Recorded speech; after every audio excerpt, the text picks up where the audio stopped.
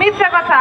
সেদিন তো মনে করেন সব সরকারি বন্ধ, তাহলে সরকারি লোক এসে বলতেছে আমরা সরকারের কাছ থেকে অনুমোদন নিয়েছি। কিভাবে এটা যায়? বাংলাদেশের যত সরকারি লোক আছে সব ঈদের দিনে বন্ধ থাকে, আগের দিনে, তাহলে কিভাবে এটা ভাঙে? কোন সরকারের কাছ থেকে এটা অনুমোদন নিচ্ছে আমরা এটা জানতে চাই। আমাদের ছোট ছোট বাচ্চা নিয়ে কিভাবে ঈদটা কাটাইছি, সারাদিন রোজা ছিলাম, সবাই আনন্দ মুখে নিয়ে সবাই ঈদ করবে বলে সবাই আশা করছিল, অথচ সবার আশা ভেঙে দিচ্ছে। এটা কিভাবে সম্ভব?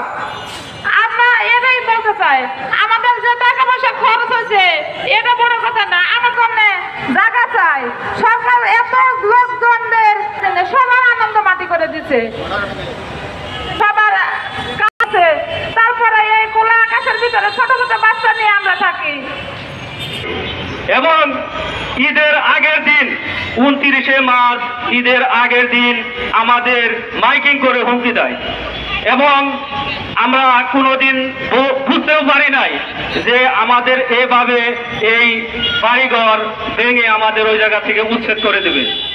কিন্তু এই কিছু দালাল চক্র এই কিছুদিন আগে সিনাবহ বাজার স্কুলের মাঠে এই মিটিং করার পূর্বে তারা এই কালিয়াকুরের ইউনো অফিসের ইউনো মহোদয় উপস্থিত ছিলেন, কিন্তু এরপরে কিছুদিন পরে আমাদের এই দালাল চক্র আমাদের এলাকায় ঘুরে বাড়ি বাড়ি যে টাকা চায়, চাঁদা চায়। আমরা এই টাকা না দেওয়ার কারণে আমাদের এই বাড়িঘর ভেঙে এবং কিছু ভাড়াটিয়া এই লোক দ্বারা বাড়ির ভিতরে ঘরের ভিতরে যে টাকা পয়সা এবং আমাদের বাড়িঘর এই লুটপাট করে নিয়ে যায়। শত শত হাজার হাজার লক্ষ লক্ষ রোহিঙ্গাদের জায়গা হয়, তাহলে আমাদের জায়গা হবে না কেন? আমরা তো এই দেশের নাগরিক, আমরা এই দেশে বসবাস করি। আমরা সরকারকে এই ভোট দেই, এবং এই বর্তমানে আমাদের বাপ দাদার আমল থেকে আমরা ওই বাগাম্বর গ্রামে বসবাস করেছি।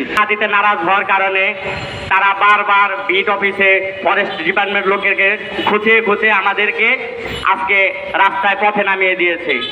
এই নির্মম পরিহাস মনে হয় এই বাংলার বুকে আর হয় নাই, কারণ বাংলাদেশে 20 লক্ষ রোহিঙ্গার উপরে এই দেশে বসবাস করে। আমরা দেশের ভোটার অধিকার, আমরা এই দেশের নাগরিক, আমরা সুস্থ স্বাভাবিকভাবে বাসস্থান আমরা পাই না, আমাদেরকে উচ্ছেদ করে দেওয়া হয়।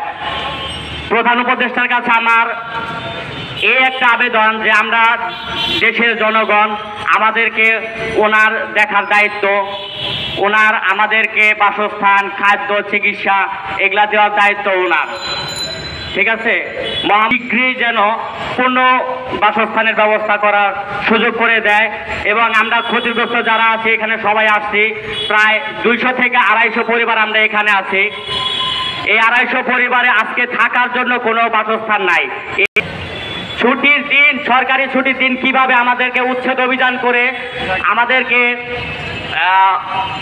উচ্ছেদ করে ঘর বাড়ি ভাঙচুর ঘুরিয়ে দেওয়া হলো।